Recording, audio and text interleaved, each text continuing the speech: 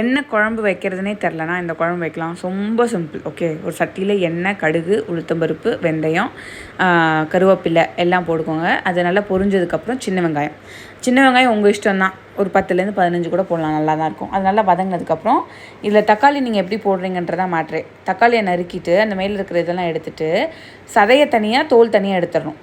சதை தனியாக வச்சுட்டு தோலை மட்டும் நீங்கள் தேங்காய் ஏற்கனவே ஒரு சும்மா ஒரு மூடி தேங்காய்க்கு எடுத்துருக்கோம் இந்த குழம்புக்கு. அதில் நீங்கள் அந்த சதையை மட்டும் போட்டு அரைச்சி தனியாக வச்சுக்கோங்க.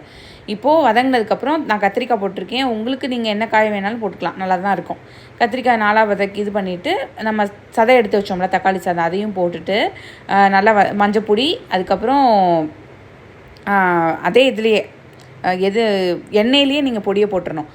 மஞ்சப்பொடி, சாம்பார் தூள் வந்து ஒரு 3 ஸ்பூனு. அந்த சாம்பார் தூளில் காரம் பத்தாதுன்னு தனி மிளகாய் தூள் வேறு போட்டிருக்காங்க. உங்கள் வீட்டில் சாம்பார் தூள் நல்லா காரம் இருக்குன்னா தேவையில்லை. அப்படியே நல்லா அது வந்து எண்ணெயில் வதங்கினதுக்கப்புறம் புளியை கரைச்சி ஏற்கனவே புளி ஊற வச்சுருந்தேன், அதை கரைச்சி இதை ஊற்றிட்டு அதுக்கப்புறம் நல்லா கொதிக்கும் போது நம்ம அரைச்சி வச்சுருந்த பேஸ்ட்டு போட்டுடணும். ப்ளஸ் உப்பு தேவைக்கேற்ப உப்பு போட்டு இப்போ நல்லா புளி கொதிச்சோடனே நம்ம அரைச்சி வச்சதை போடணும். இப்படி அரைச்சி போடுறதா இந்த குழம்புக்கு டேஸ்ட்டே. நல்லா கொதிச்சதுக்கப்புறம் ஆஃப் பண்ணி சாப்பாட்டில் போட்டிங்கன்னா செம்ம டேஸ்ட்.